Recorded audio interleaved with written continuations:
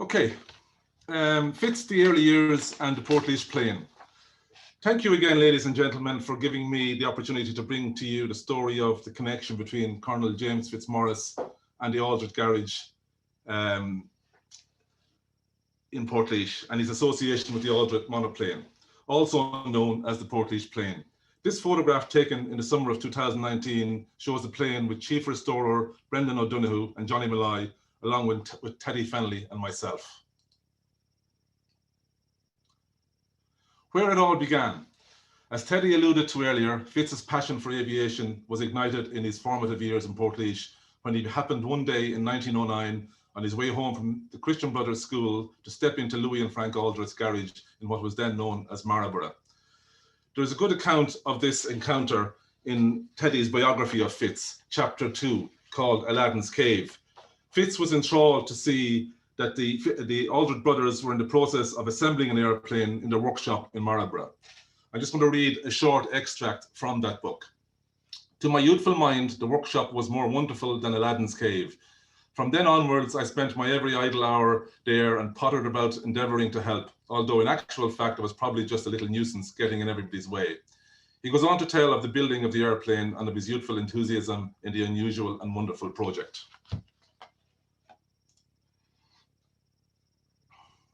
In this presentation, we explore Fitz's connection with the first airplane built and flown in what was to become the Republic of Ireland, what happened at the airplane itself and where it is today. On a nostalgic visit back to Portlaoise in 1951, Fitz recalls his amazement at seeing the Portlaoise plane, quote, I saw it hanging from the old rafters, the bare wings and body of this ancient airplane that had first attracted me, like iron filings to a magnet, to the baby world of aviation, then stirring feebly in swaddling clothes. The photograph here is actually from the 1930s. And you can clearly see in the rafters the wings of the plane and also the propeller on the wall on the right-hand side. You can buy a tractor for £120 or a Model T Ford for £155.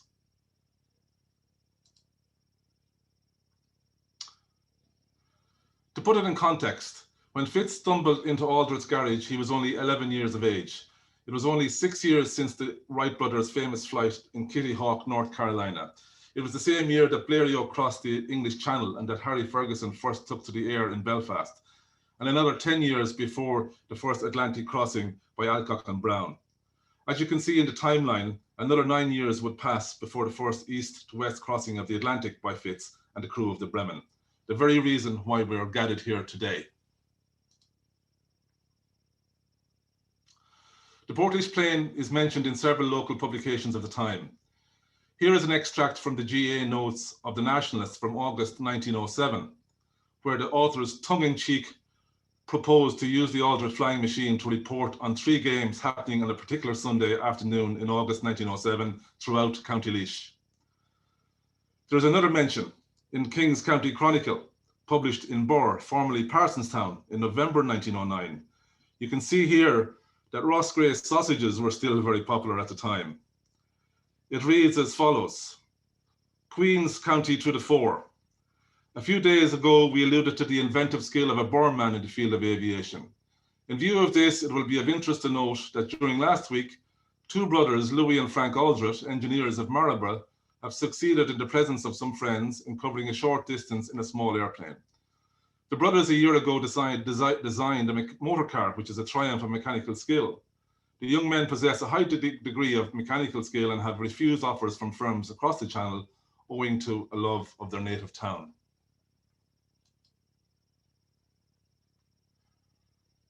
And finally, in Fitzmaurice's own words, this wonderful creation slowly took shape and soon my extremely limited vocabulary became considerably enhanced by such high-sounding technical words as longerons, fuselage, empennage, and ailerons. I felt exceedingly highbrow and more than elated to be allowed to consort with such grand company. It was a labour of love and was finally completed. With great ceremony, it was wheeled to the largest meadow in the vicinity, the heath. The little motor was started as it stood poised, head into wind, for that impatiently waited moment to take off. Never before had the inhabitants of our small town reached such a fever pitch of excitement. Slowly gathering momentum, the little machine hurtled across the meadow. Unfortunately, the aircraft did not stay airborne for long, as the center of gravity was a little too far forward and the aircraft suffered a very hard landing shortly after takeoff. Despite its short-lived life, the design of the Aldritt aircraft and its ability to fly was sufficiently interesting and important that it was the subject of and recently analysed by a postgraduate student at Queen's University Belfast. In his analysis, Brian Chow concluded that the centre of gravity was in fact in the wrong position, slightly forward, and hence the unstable nature of the aircraft on its flight attempt. Using the simulator and modern computer software, Brian was able to relocate the centre of gravity and make a successful flight of the Portlaoise Plane in the Queen's University Belfast Merlin flight simulator. On these photos, you can see the simulator inside and out. You can see an image of the Portlaoise Plane as it was designed in the simulator, and a picture of Brendan and Brian here on one of his visits to Enfield during his project. And now, are you ready for takeoff? This is the flight simulator recording after the CEO center of gravity was adjusted. You can imagine here that you are the pilot of the Portlaoise Plane, taking off from the heat just outside of Portlaoise. Or in fact, we could be taking off from Line 3 airfield, which is right beside the heat. So the flight simulator reenactment did a successful takeoff, circle of the airport here.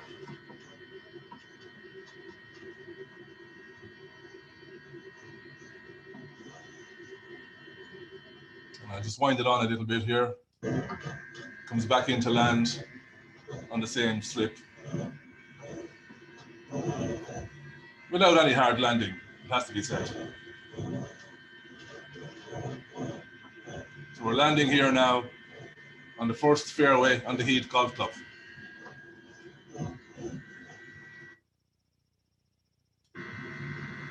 And we're down.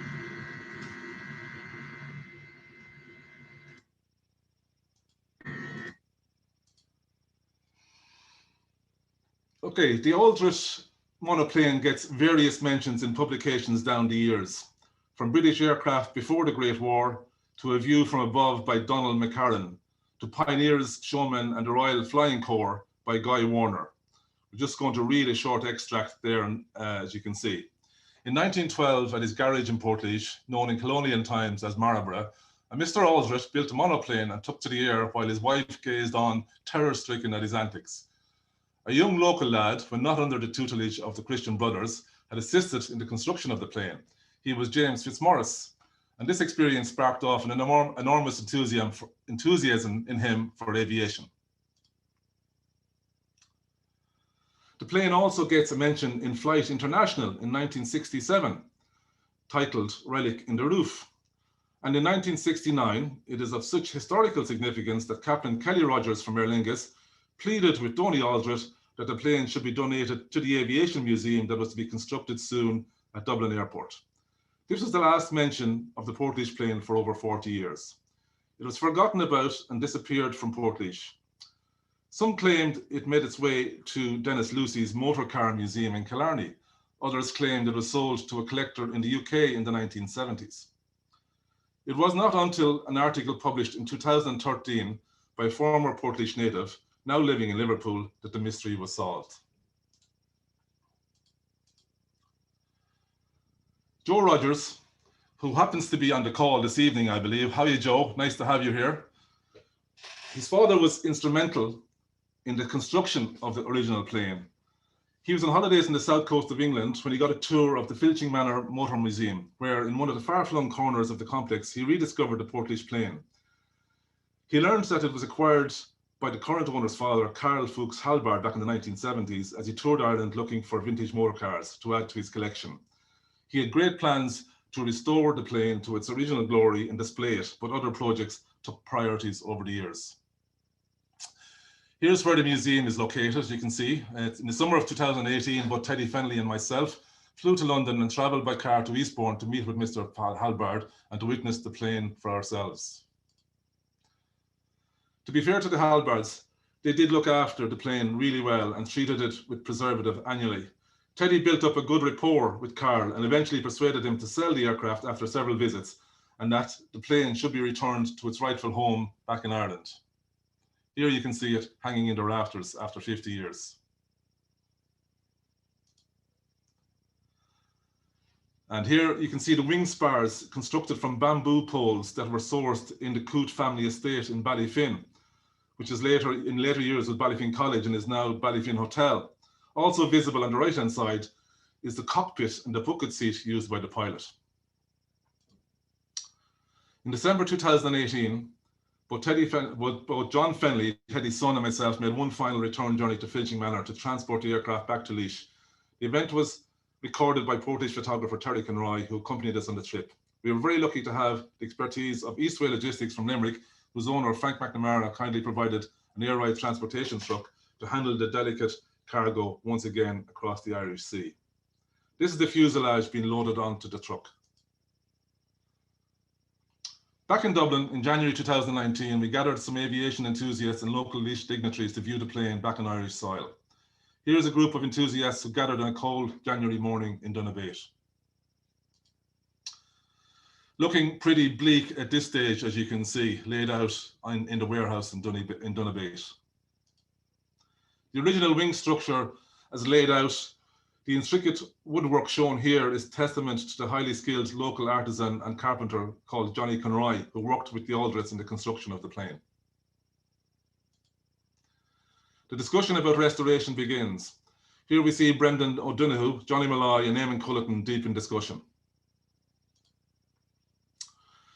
Teddy and myself were extremely lucky to discover that two of the preeminent aircraft restorers in Ireland were willing to assist with the aircraft restoration.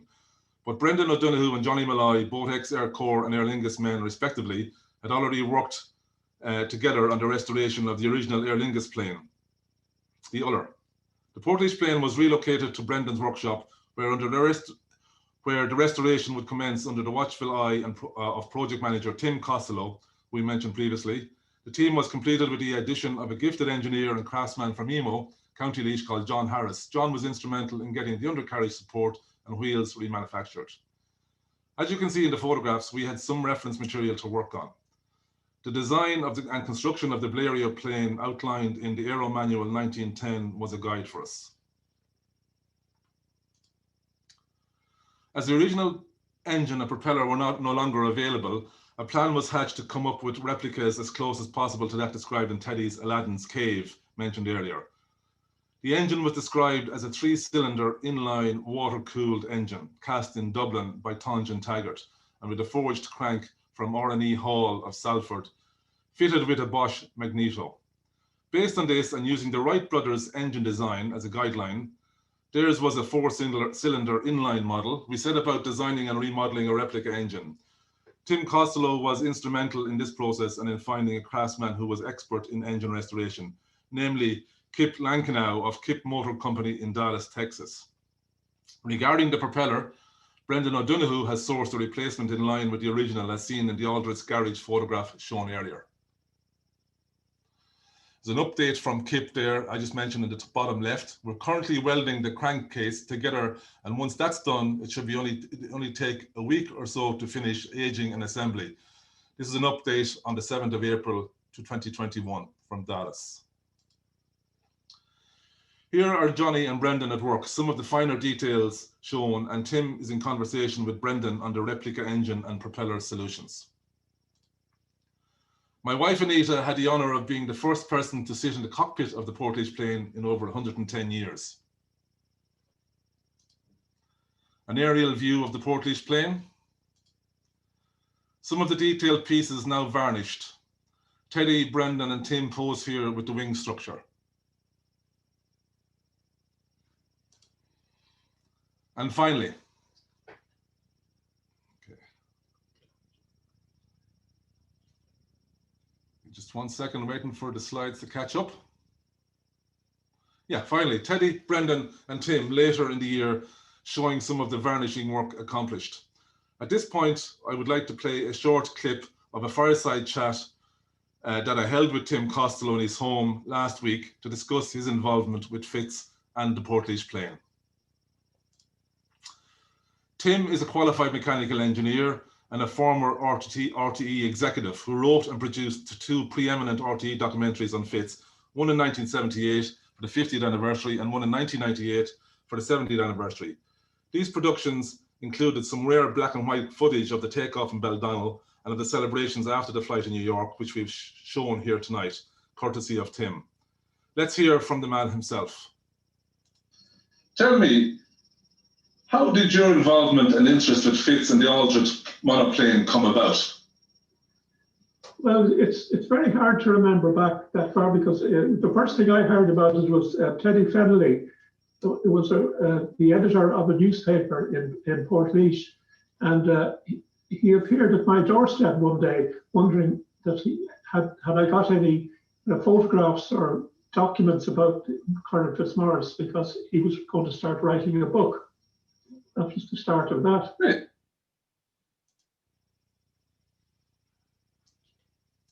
Okay, interesting. Okay, so yourself and Teddy got connected and worked together on the Fitzmaurice project over the years, and the two documentaries that you made are seminal pieces of work, and I actually looked at the recordings myself the last few days. The one from 1978 is fantastic,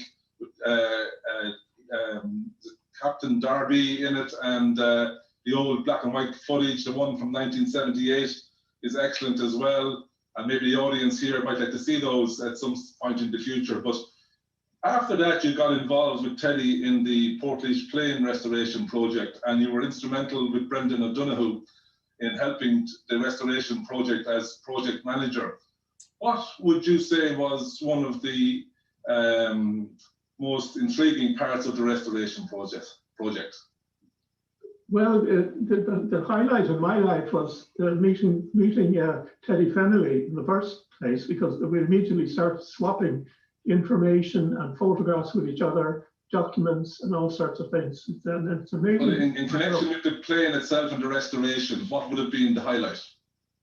The highlight would be when I became a friend of Brendan O'Donoghue, and he was the guy who repaired that airplane and made long splices to prove it. The white wood was the spliced one, and the brown wood was the kind of less than perfect wood, let us say. But we kept giving each other hints and tips about, oh, this should be going there and that should be going here and so on. But it was completely thoroughly enjoyable, and I'm continuing with that, supplying things like the instruments for the cockpit. And you were instrumental always, also, pardon the pun, in getting the replica engine project going with Kip Langano in Dallas. Yeah, well, of course, the engine was the highlight of the whole operation, I think, because in a former life, I was a mechanical engineer, and I loved anything to do with engines in particular. And when I got the chance to actually design the engine for the aircraft, the Aldritt aircraft, I was so delighted, you couldn't believe. And so that engine that's about to make its appearance in Ireland for the first time. Excellent. No, we're really looking forward to that. And yeah, the plane is coming together, as we've seen in the previous presentation, and we love to see the engine, the airplane, the wings, all aspects of it back in Portlaoise very soon. And really, without your help, it wouldn't have happened.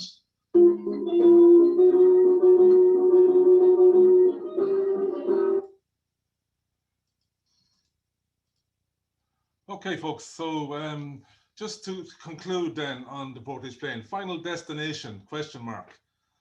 The current status of the restoration project is as follows. Due to COVID restrictions, the final assembly and return to Portlaoise has been delayed by several months.